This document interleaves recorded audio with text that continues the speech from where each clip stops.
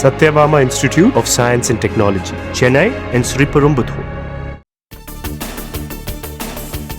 ஜாமீனை ரத்து செய்யக்கோரி அமலாக்கத்துறை தாக்கல் செய்த வழக்கு பதிலளிக்க அமைச்சர் செந்தில் பாலாஜிக்கு 10 நாட்கள் மட்டும் அவகாசம் வழங்கி உச்சநீதிமன்றம் உத்தரவு. ஏற்கனவே 3 முறை விசாரணைக்கு வந்த பிறகும் நோட்டீஸை காரணம் காட்டி பதில் மனு தாக்கல் செய்யாமல் இருப்பதால் ஜாமீனை ரத்து செய்யக்கோரும் மனு மீதான விசாரணையின் போது செந்தில் பாலாஜி தரப்புக்கு நீதிபதிகள் கேள்வி. சென்னை தலைமைச் செயலகத்தில் அனைத்து கட்சி பிரதிநிதிகளுடன் தலைமை தேர்தல் அதிகாரி அர்ச்சனா பட்நாயக் ஆலோசனை. அடுத்த ஆண்டு தேர்தல் நடைபெறவுள்ள நிலையில் புதிய வாக்காளர்களை சேர்ப்பது தொடர்பாக விவாதம். நியாயமான தொகுதி மறுசீரமைப்பு கோரி தமிழக எம்பிக்களுடன் பிரதமரை சந்திக்க முடிவெடுக்கப்பட்டுள்ளதாக முதலமைச்சர் மு க ஸ்டாலின் தகவல். தமிழகத்தின் முன்னெடுப்பிற்கு துணை நின்ற அதிமுக உள்ளிட்ட அனைத்து கட்சிகளுக்கும் நன்றி தெரிவிப்பதாகவும் பேரவையில் உரை. மக்கள் தொகை அடிப்படையிலான தொகுதி மறுசீரமைப்பு குறித்து நாடாளுமன்றத்தை ஒத்திவைத்து விவாதிக்க வேண்டும். திமுக நாடாளுமன்ற குழு தலைவர் கனிமொழி நோட்டீஸ். தமிழகத்தில் 160 குவாரிகளில் அனுமதிக்கப்பட்ட அளவை விட அதிக அளவில் கனிமங்கள் வெட்டி எடுப்பு.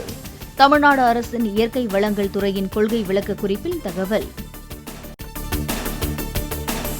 தமிழ்நாட்டின் அனுமதியின்றி எந்த கொம்பனாலும் மேகதாதுவில் காவிரியின் குறுக்கே அணை கட்ட முடியாது.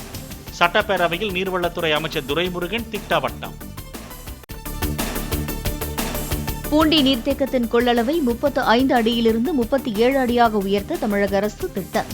0.74 TMC நீரை கூடுதலாக சேமிக்க நடவடிக்கை என நீர்வளத்துறை கொள்கை விளக்க குறிப்பில் தகவல். எடப்பாடி பழனிசாமி தன்னை விவசாயி என்று குறிப்பிடும்போது நாங்கள் என்ன IAS ஆபீசர்களா என அமைச்சர் துரைமுருகன் கேள்வி. வேட்டியை மடித்து கட்டிக்கொண்டு EPS களமாடினார் என்றால் நாங்க என்ன பேண்ட் ஷர்ட் அணிந்தா வருகிறோம் என வினவினார். மராமத்து அது மாதிரி அது கொண்டாங்க நல்ல சவுண்டுகளை கிளப்பினீங்க சாப்பிட்டீங்க. மராமத்து அது என்னாச்சு? அது ஒரு விவசாயிக்கு தான் தெரிஞ்சது. நல்லா சொன்னார் அவர், விவசாயிக்கு தான் தெரியும். அப்போ நாங்கள் யார் IAS ஆபீஸருக்கா? மணல் உள்ளிட்ட கனிம வளங்கள் கொள்ளை போவதாக கூறுவது பேஷனாகிவிட்டதாக அமைச்சர் துரைமுருகன் பேச்சு.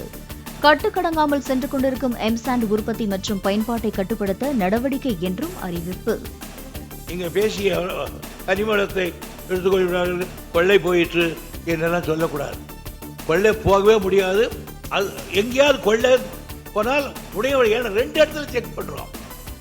ஆனால் இது ஒரு பேஷனாக வச்சுக்கிட்டு அதையும் மறந்து விட வேண்டும். இதில் எம்சாண்டுடைய நிலைமைகள் இன்றைக்கு கட்டுக்கடங்காமல் போய் இருக்கிறது. அதை இப்படி கட்டுப்படுத்தக்கூடிய நடவடிக்கை எடுத்திருக்கிறோம். திருப்பத்தூர் கன்றாயன் பள்ளி அரசு நடுநிலைப்பள்ளி ஆண்டு விழாவில் சிறப்பு விருந்தினராக பங்கேற்ற சரித்திர பதிவேடு குற்றவாளி. விழாவின் நிறைவாக மாணவர்கள் முன்னிலையில் கஞ்சாப்பு கண்ணாலே என்ற பாடலையும் பாடியதால் அதிர்ச்சி. திருப்பத்தூர் கன்றாயனப்பள்ளி அரசு நடுநிலைப் பள்ளியில் சரித்திர பதிவேடு குற்றவாளியை வைத்து பரிசு கொடுக்கப்பட்ட அவலம். அண்டை மாநிலங்களில் கொள்ளை வழக்கில் தொடர்புடைய நபர் ஆண்டு விழா மேடை ஏறியது எப்படி என கேள்வி. பொதுப்பணித்துறை தலைமை பொறியாளர் கைது குறித்து விவாதிக்க வலியுறுத்தி புதுச்சேரி சட்டப்பேரவையில் தர்ணா போராட்டம். சபாநாயகர் உத்தரவை அடுத்து அவை காவலர்களால் திமுக MLAக்கள் குண்டு கட்டாக தூக்கி வெளியேற்றம்.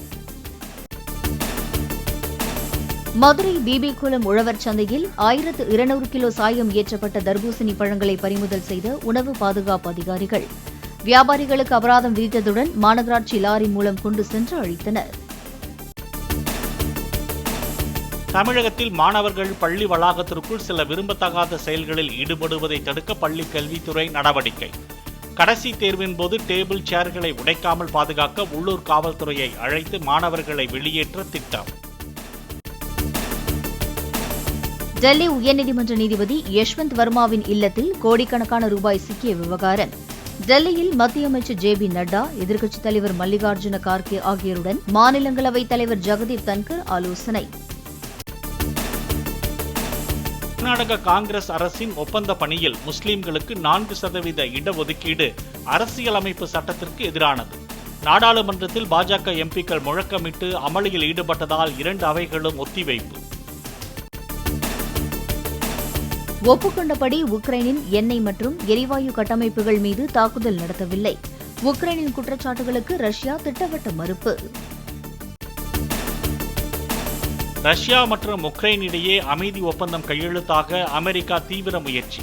சவுதி அரேபியாவில் இருதரப்பு பிரதிநிதிகளுடன் அடுத்தடுத்த ஆலோசனை. சென்னையில் சிஎஸ்கே போட்டிக்கான டிக்கெட்டை கள்ளச்சந்தையில் விற்ற 11 பேர் கைது. 1700 ரூபாய் டிக்கெட்டை 10,000 ரூபாய் வரை விற்பனை செய்தது கண்டுபிடிப்பு. சென்னையில் ஆபரண தங்கத்தின் விலை சவரனுக்கு 120 ரூபாய் குறைந்து 65,720 ரூபாய்க்கு விற்பனை. கிராம் தங்கம் 8,215 ரூபாய்க்கு விற்பனையாகிறது. ஜிவி பிரகாஷ் சைந்தவி தம்பதி விவாகரத்து கோரி சென்னை குடும்பநல நீதிமன்றத்தில் மனு தாக்கல். நேரில் ஆஜராகி மனமொத்து பிரிவதாக மனு தாக்கல் செய்துவிட்டு ஒரே காரில் புறப்பட்டுச் சென்றனர். Satyabama Institute of Science and Technology, Chennai and Sriperumbudur.